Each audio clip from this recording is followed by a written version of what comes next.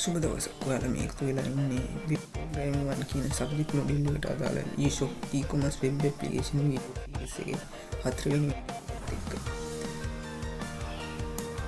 ඉතින් අපි පළවෙනි වීඩියෝ එකේදී කතා කරා කොහොමද responsive විදිහට sign up සහ sign in page එක ඩිසයින් කරගන්න ආකාරය. ඒකෙදී අපි HTML, CSS, JavaScript සහ Bootstrap CSS පාවිච්චි කරා. ඉතින් ඊට පස්සේ අපි ටාස්ක් 2 එකේදී කතා කරා කොහොමද අපි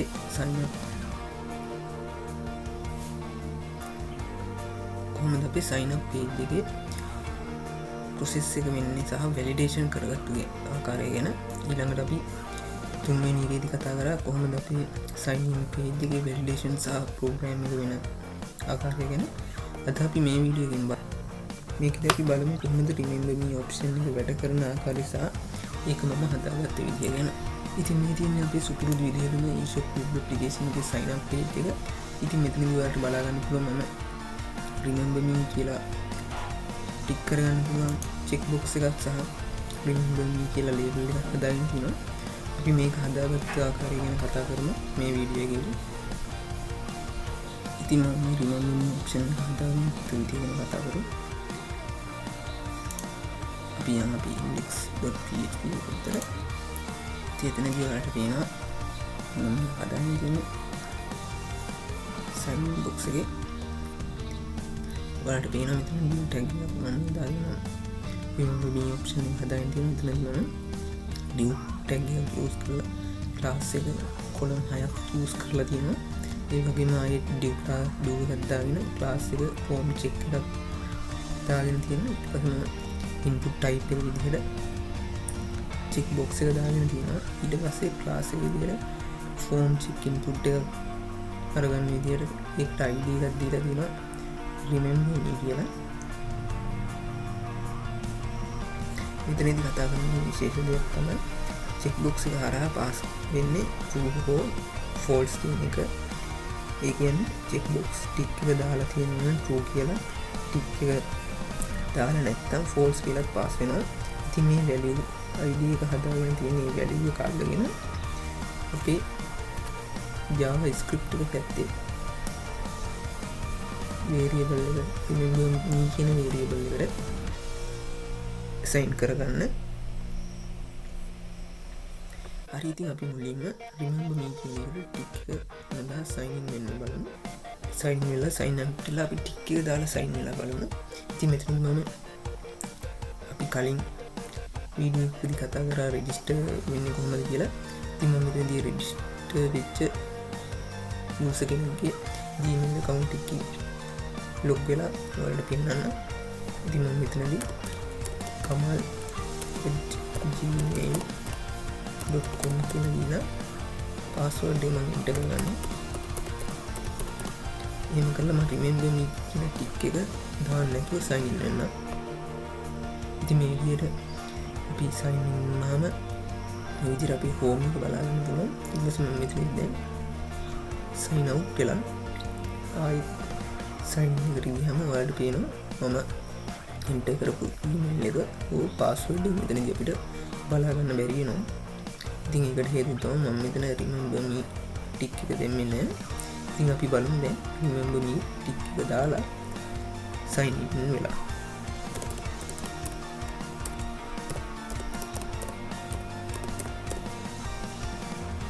password එක enter කරගන්න.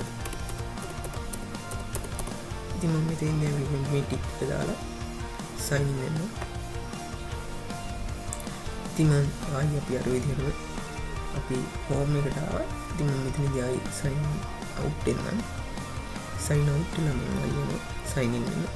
ඉතින් ඔයාලට මෙතනදී බලා ගන්න පුළුවන් කලින් අපි email එක සහ password එක බලා ගන්න බැරි වුණාට දැන් remember me ටික් එක ක්ලික් කරලා sign in වෙච්ච නිසා අපි ආයි log sign out කියලා sign in වෙන්නේ අපි email එක සහ password එක මෙතන බලා ගන්න පුළුවන්. ඉතින් මම මෙතනදී කරලා තියෙන්නේ ඉතින් ඔයාලට මේක පැහැදිලි කරන්න. ඉතින් මෙතනදී මම ඔයාලට පේනවා email කියන එක මෙතනදී අපි enter කරලා email එක මෙතන store වෙලා තියෙනවා. ඒ වගේම අපි password එක මෙතන ස්ටෝ වෙලා තියෙනවා පේනවා. ඉතින් මෙතනදී මම මේක ඔයාලට පෙන්නන්න cookie editor කියන extension එක තමයි use කරලා තියෙන්නේ. අපි ඉතින් මේක කොහොමද කියලා code එක explain කරනකොට කතා කරමු. ඉතින් අපි යන්නේ code එක explain කරමු. ඉතින් අපි code එක ගැන කතා කරොත් අපි කලින් කතා කරා මෙතන remember me option එක මම හදාගෙන තියෙන්නේ කොහොමද කියලා. ඉතින් මම මෙතනදී id එකේ අල්ලගන්න value එක මේ විදිහට JavaScript එකේ document.getElement by id එක හරහා අපේ remember me කියන variable එකට assign කරගෙන තියෙනවා. ඉතින් මෙතනදී remember me tick එක දාලා තියෙනවා නම් true කියලා දාලා නැත්නම් false කියලා ඒක remember me කියන variable එකට assign කරගන්නවා. ඊට පස්සේ මම අපි කලින් කතා කරා වගේ කලින් වීඩියෝ වල කතා කරා වගේ remember me එකේ value එක කියන්නේ check එක ගන්න ඉතින්දි මම check එක අරගෙන තියෙනවා true හරි false හරි ඒක මම මෙතනදී r කියන variable එකට append කරගෙන අපි form එකට add කරගෙන තියෙනවා. ඊට පස්සේ අපි අපේ ajax request එක මෙතනදී හදාගෙන තියෙනවා. ඊට පස්සේ මම request එක හරහා post method එක හරහා අපි sign up process php එක හරහා අපි data form එක pass කරගෙන තියෙනවා මෙතනදී.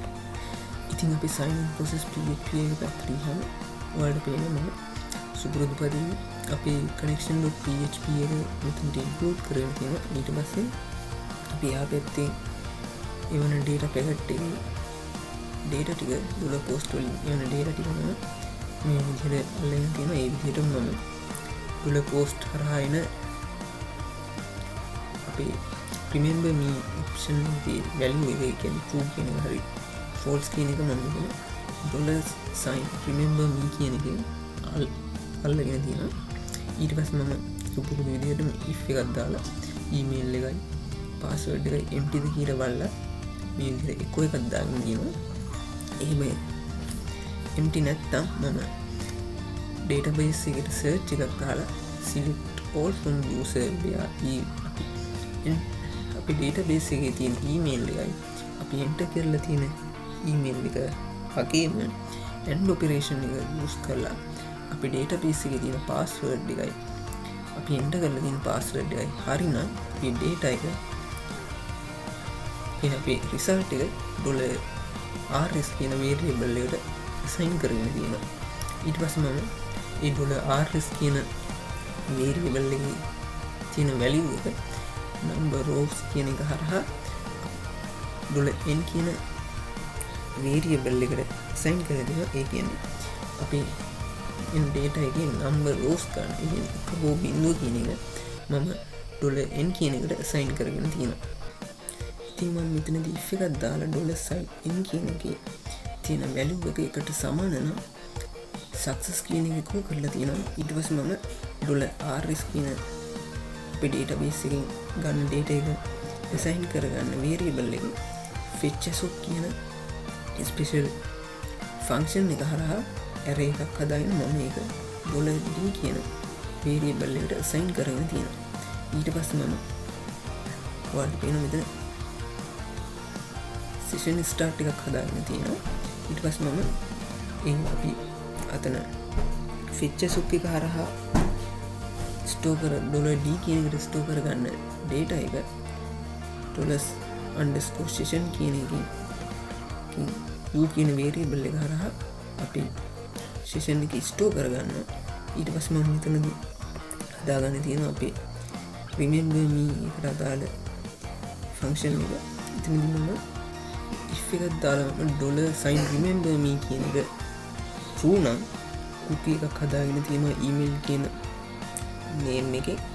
ඊට පස්සේ time එක මම දීලා තියෙන්නේ තත්පර 60 වැඩි කරනවා මිනිත්තු 60න් තුරු පැය වැඩි කරනවා 24න් තුරු පැය 24යි. ඒක වැඩි කරනවා දින 30. ඒ විදිහට තමයි මගේ session එක expire වෙන්න හදාගෙන තියෙන්නේ.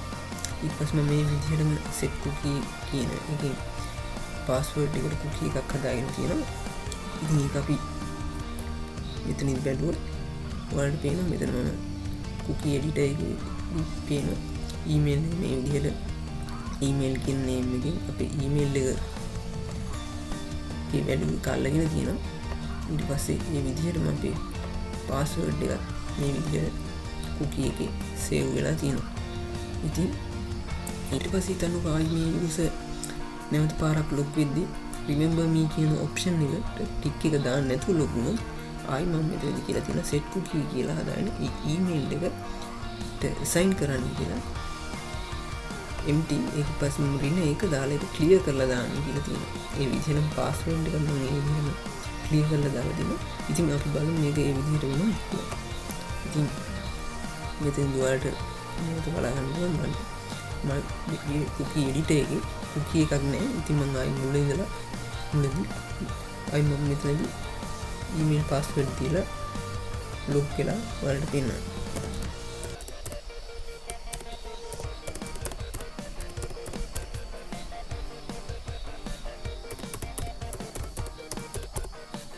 ඉතින් මම මෙතන remember me option එක දෙන්න.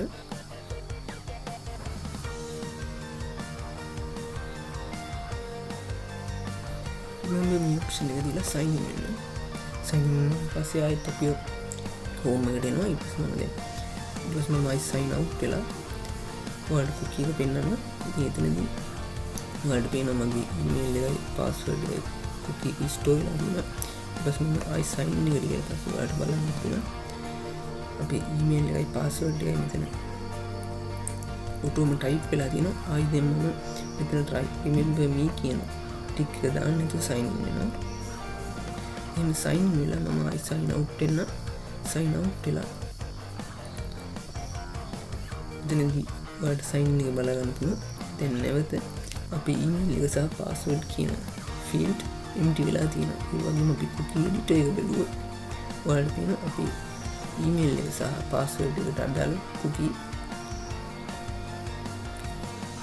clear වෙලා තියෙනවා. ඉතින් එතනදී ඒක වෙන්නේ මේ අපි clear කරලා තියෙන එකේ ඉතින් ඒක තමයි මේ විශේෂණ එකේ අපේ cookie restore වෙච්ච පමණින් අපේ sign in එකේ email සහ password වලට ඔටෝම අපේ Gmail එක සහ password එක ඇඩ් වෙන්නේ නැහැ. මම එතනදී ඔයාලට පේන index.php එක පැත්තේ PHP ස්ක්‍රිප්ට් එකක් මේ විදිහට ඕපන් කරගෙන ඒක ඇතුලේ කෝඩ් PHP ටාතල් කෝඩ් එකක් ලියලා තියෙනවා.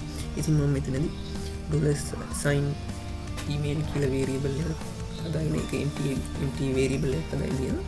ඒ විදිහටම empty $sign password variable එකක් හදාගෙන තියෙනවා. ඊට පස්සේ මම if එකක් දාගෙන අපි $sign cookie කියන එකේ email කියන නමින් data එකක් තියෙනවද කියලා බලලා ඒක මම අපේ empty variable වලට set කරගෙන තියෙනවා. ඊට පස්සේ මම ඒ විදිහටම අපේ password එක $sign cookie කියන එකේ තියෙනවද කියලා බලලා ඒක මම set කරගෙන තියෙනවා.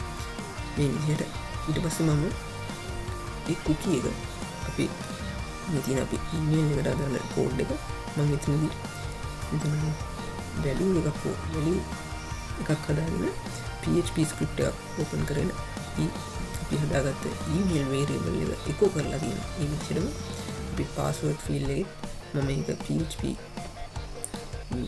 ස්ක්‍රිප්ට් එකක් ඕපන් කරලා password එක echo කරලා තියෙනවා. මේ විදිහට